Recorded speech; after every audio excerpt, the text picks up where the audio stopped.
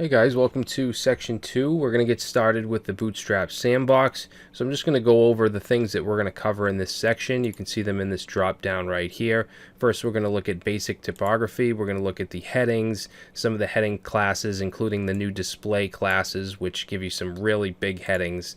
And we're going to look at some of the paragraph classes like lead, some of the classes to bold text and make text italic, things like that. Also some block quote classes.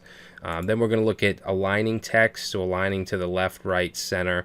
Also responsive alignment, so if we want to, for instance, align text to the left on small screens or large screens, we can do that. We also have some display classes to display things as blocks or as inline blocks. Then we're going to move on to floats and positioning. Also, some of the fixed classes if we want to fix something to the top or something to the bottom, as well as the sticky fixed. Okay, then we'll move on to colors. So we have different colors for text and colors for backgrounds. We're going to look at spacing, so margin and padding classes.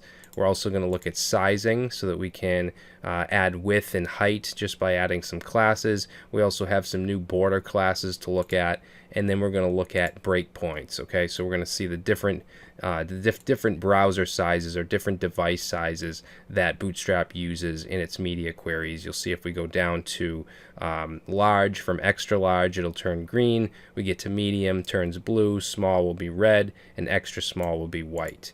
Alright, so those are some of the things we'll be looking at in this section. Hopefully you guys enjoy it, and I will see you in the next video.